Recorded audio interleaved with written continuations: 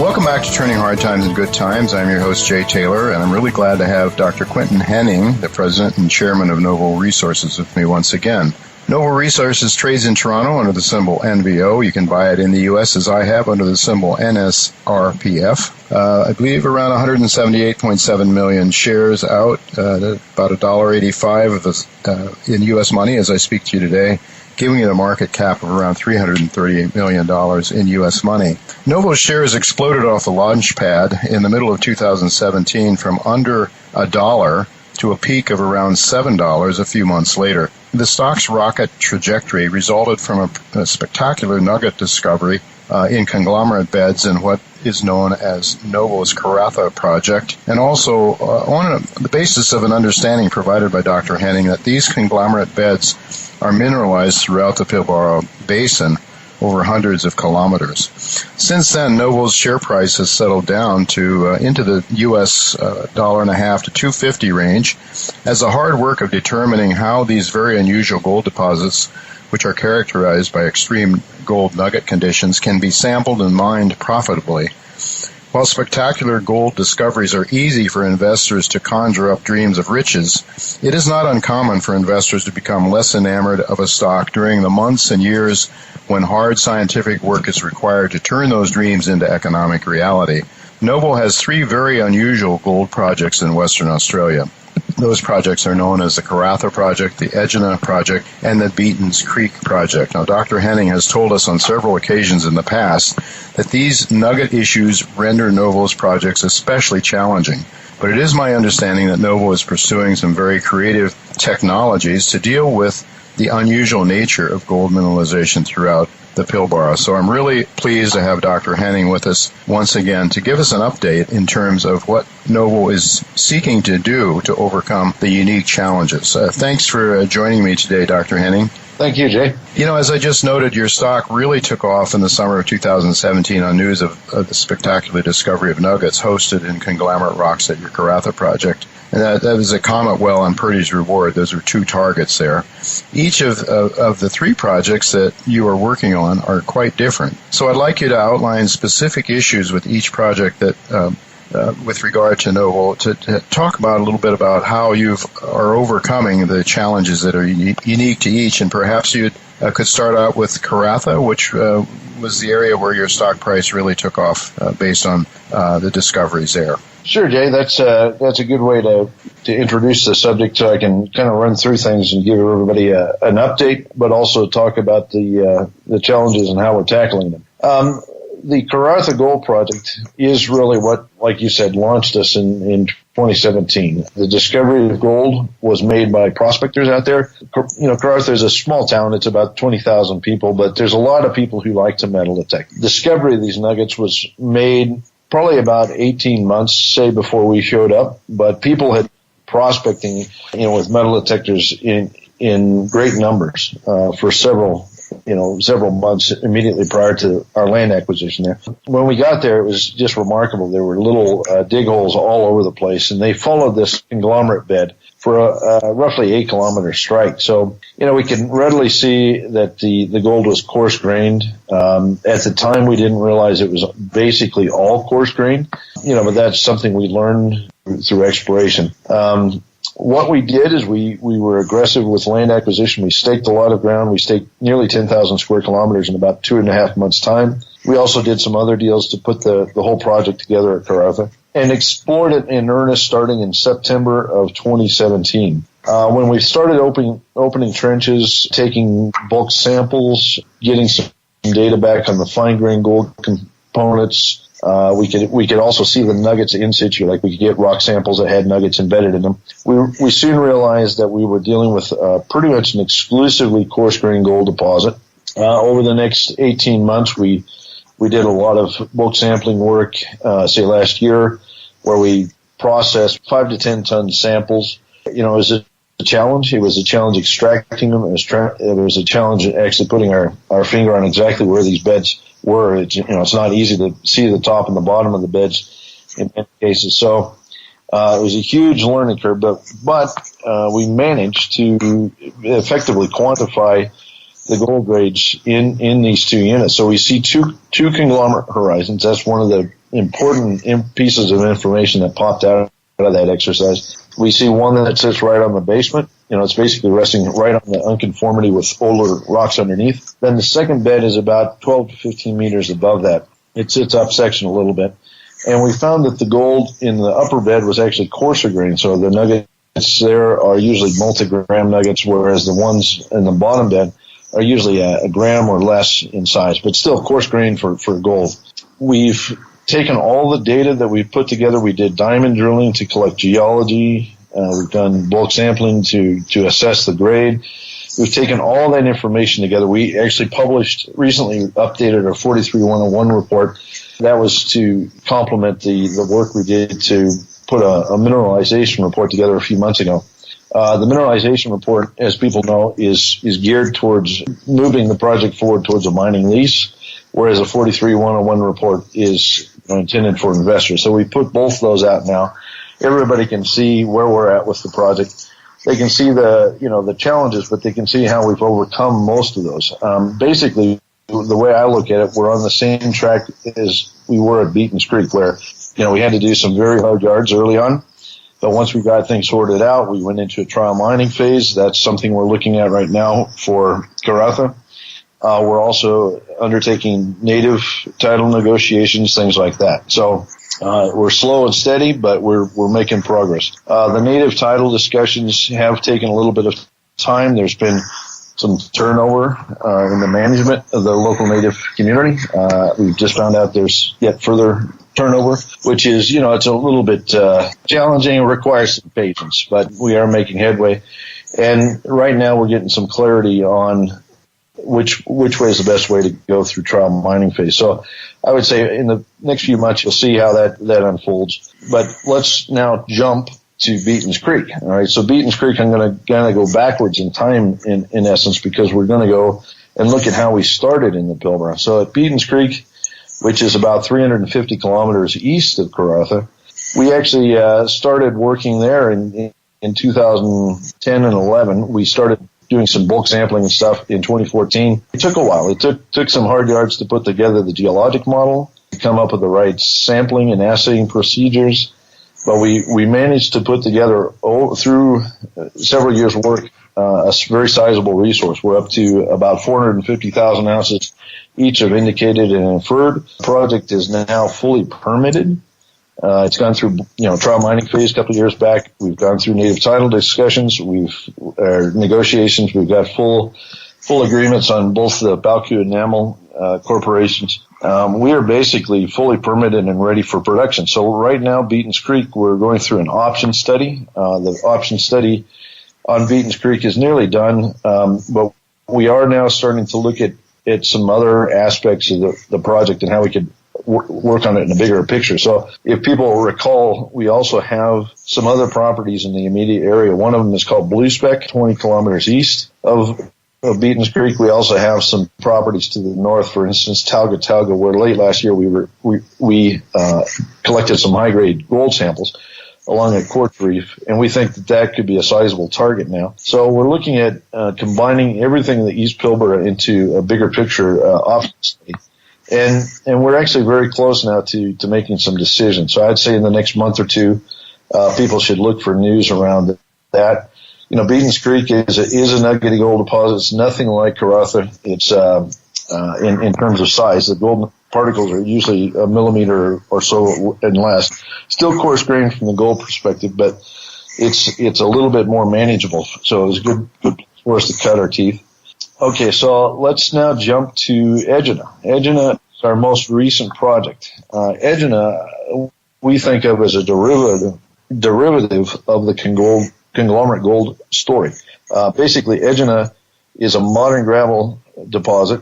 This is gravel that has originated from weathering and erosion of some of these older gold-bearing conglomerates. And those gravels have formed a sheet-like deposit over the flat country. This is inboard from the ocean, say around Port Hedland.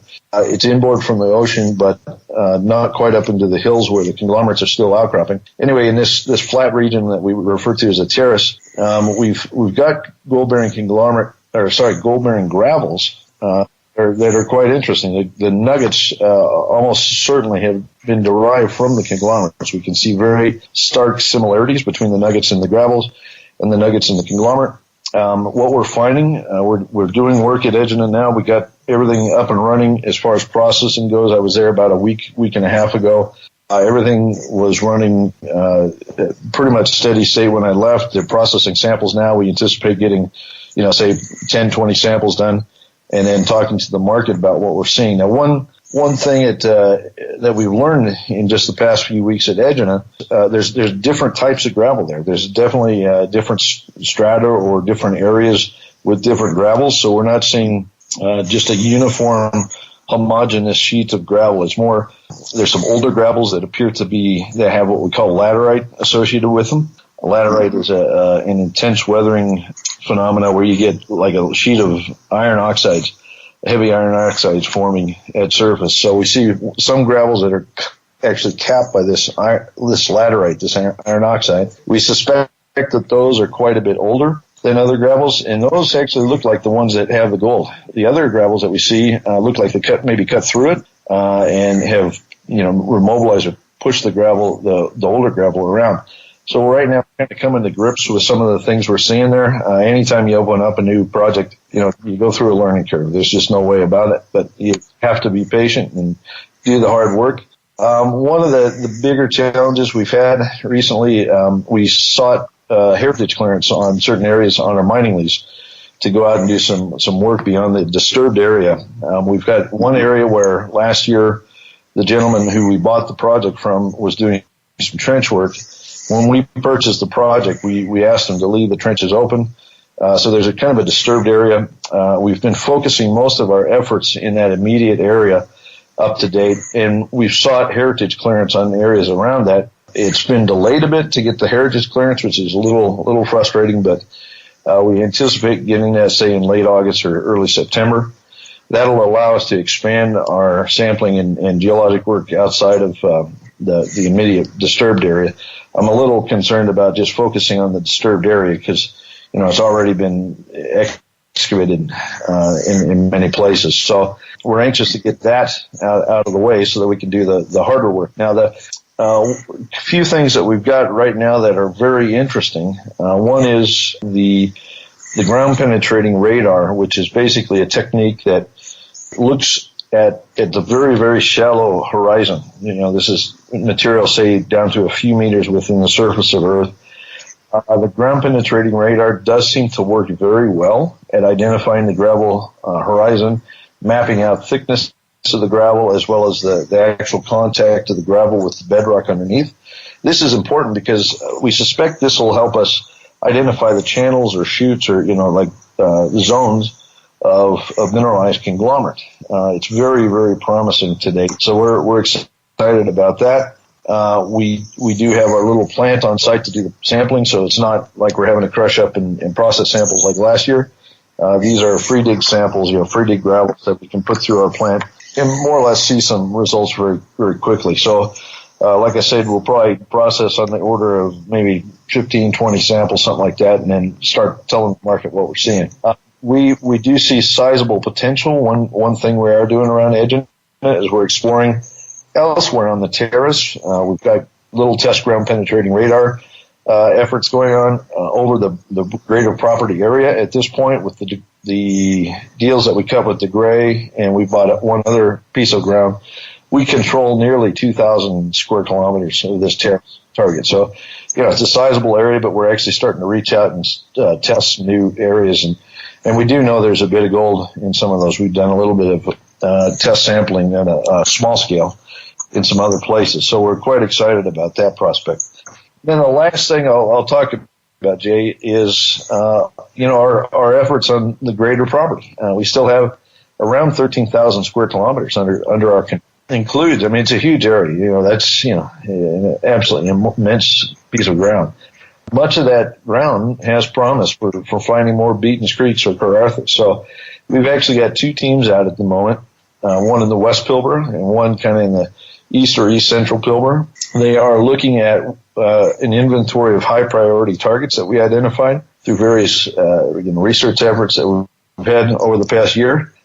They've gone out and they've been identifying, guess what, new conglomerates.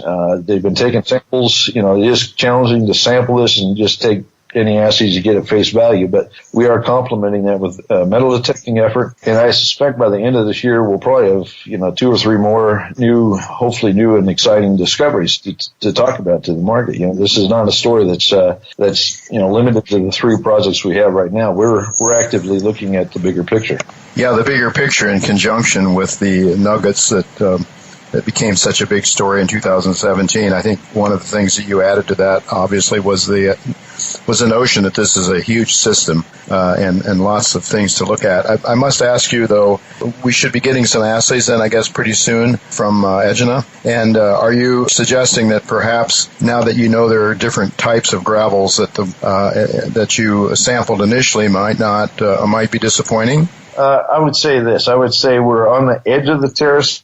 Where we're located and where we're working right now is basically the area that the guys historically have been able to get to. Like as you go on the terrace, there's sand and stuff that covers the surface, so they can't really metal detect out there. So right now we're kind of restricted to working because of the heritage clearance. We're restricted to working along the edge of the terrace in the gravels immediately adjacent to the hill. So I think part of the complex geology we're seeing with the different types of gravels relates to the proximity of the terrace or this location to the hills. What we think is that the older gravel, that one that's capped by a laterite horizon, is actually the one that has the bulk of the gold in it. And we do see areas out in the terrace proper where, you get away from the hills where you can see laterite capping over a big area. So, right now, I'd say it's a little early to say. When I left about a week and a half ago, they were just starting to get up to speed processing it, and, we'll call it more or less steady state. It does take them about 2 days to put a sample through. So they put the sample through over about a 10-hour period. Then they have to go through a complete clean out where they have to clean everything from one end to the other to make sure they didn't, they capture all the gold. So it takes them another day to get all that done. So I'd say, 10, 20 samples, something like that, will probably take another 2 or 3 weeks, something on that order. In the meantime, I'm hoping to, update people with a little bit of the detail of geology that we're seeing on site right now. All right. So just in summing up then, the drivers that I see based on what you just told me is that we should be getting some information, obviously, from Egina in terms of these samples. The heritage clearance is a big deal then, as I understand it, because it will allow you to get to the areas where you have greater potential, as you see it in Egina. I guess you're also going to be giving us some news then as well from Karratha, too, in terms of trial mining results and some samples. We'll give news regarding where we're going to head with trial mining there. Yes, that's right. Mm-hmm. Mm-hmm. All right. Well, I think, and are you well funded to take you through the rest of this year? We sure are. We've still got about $45 million in the bank. We've, because of the relation we have with Sumitomo, that's helped reduce our spend on as a company as a whole. A lot of the money that's being spent at Egina right now, for example, is coming out of the Sumitomo earn-in joint venture. So we're well funded. We anticipate being able to use this money very effectively now to make Beatons Creek, and Egina and Karratha all work together. It's kind of like I've said in the past, kind of like having 3 horses out in the race, and we're kind of looking at which one's going to hit the finish line first. But my bet is, Beatons Creek, given how advanced it is, will probably come in first. If Egina, if things work out for us in the exploration front, that one could be a second. I would say Karratha is going to be a track much like Beatons Creek, where it's going to take, take 3 or 4 years to get up to a level where we feel confident looking at a commercial mining scenario. All right. Well, it's, as I said, it's a little bit like this, what I say is sort of the boring phase of a development of a project. And you have 3 projects, but in the end, it's all based on developing a project that's economically viable. And I know you're working extremely hard toward that end. So, Quinton, I want to thank you so much for taking the time to talk to us again. All the best to you, and I hope we can get an update sometime in the future as well. Thanks, Jay.